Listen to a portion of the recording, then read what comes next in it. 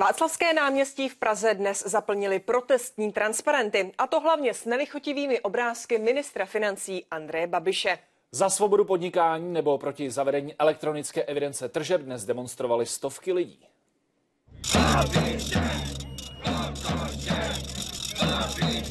Desítky transparentů, nesouhlasné pokřiky i strážci zákona, kteří dohlíží na průběh celé akce. Tak se dnes protestovalo v centru Prahy. Je to demonstrace na podporu svobodného podnikání, je to demonstrace proti elektronické evidenci tržeb. Na dnešní demonstraci na Václavské náměstí dorazily stovky lidí, a to hlavně z řad živnostníků, aby vyjádřili svůj názor. Vůbec nejvíce skloňovalo jméno ministra financí Andreje Babiše. On je stát ve státě, který hlavně chrání on sebe, bere dotace na svoje firmy. Nesouhlasíme s EET a s Babišem. Už by mohl jít pryč.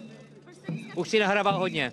Pomalu ovládá celou naší Českou republiku. Mě pan Babiš pěkně štve, já jsem ho kdysi volil a to jsem udělal takovou chybu a proto mě štve o to víc. Právě dnes přitom v Praze probíhal stranický sjezd hnutí ANO, na kterém Babiš prohlásil třeba toto.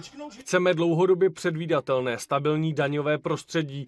Nechceme navyšovat daně, některé chceme stabilizovat a některé snížit. O daně dnes ale na Václavském náměstí zase tolik nešlo. Za to kritika na elektronickou evidenci tržeb byla slyšet na každém kroku. Je to šikanování vlastně všech živnostníků, zvlášť těch malých, z nich většina houfně zavírá a nedá se na ty lidi pohlížet na všechny, že jsou jako rovnou zloději a musí se kontrolovat od rána do večera. Ti, co teď zdražují, to dělají proto, že předtím podváděli. EET je děravá, naprosto nesmyslná. Kdo chtěl krátit tržby může dál. Ministru financí dnes demonstranti poslali jasný vzkaz. Pro televizi Barrandov, Adéla Tunová.